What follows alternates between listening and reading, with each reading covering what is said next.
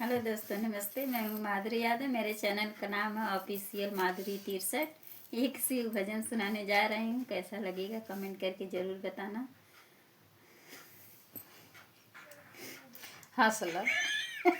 हंसला खूब तब बने वीडियो। चला। याद करा गौरा कुंवर रहलू, नैहर में पूजा हमार कैलू। याद करा गौरा कुंवर रहलू, नैहर में पूजा हमार कैलू। बागा बगैचा से भांगली अइलू, भंगिया से पूजा हमार कैलू। नैहर में पूजा हमार कैलू। याद करा गौरा कुंवर रहलू, नैहर में पूजा हमार कैलू। याद करा गौरा कुंवर रहलू, नैहर में पूजा हमार कैलू। काशी बनारस जल भर लैलू, काशी बनारस जल ले अइलू। जलवा से चरणा हमार धोवलू, काशी बनारस जल ले अइलू।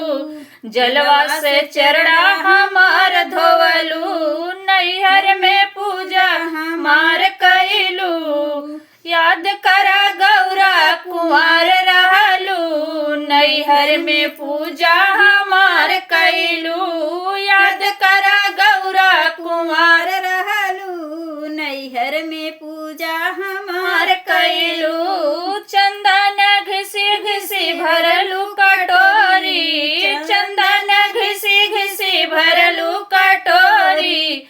चंदन से टीका हमार कैलू, चंदन घिसी घिसी भरलू कटोरी।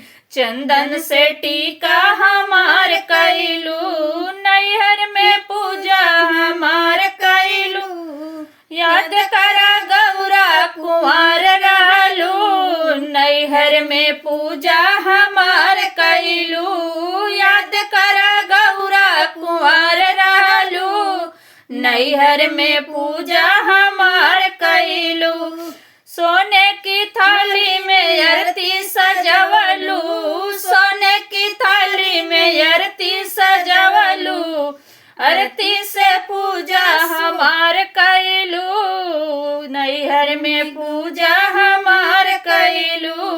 आरती से पूजा हमार कैलू, नैहर में पूजा हमार कैलू। याद करा गौरा कुंवर रहलू, नैहर में पूजा हमार कैलू।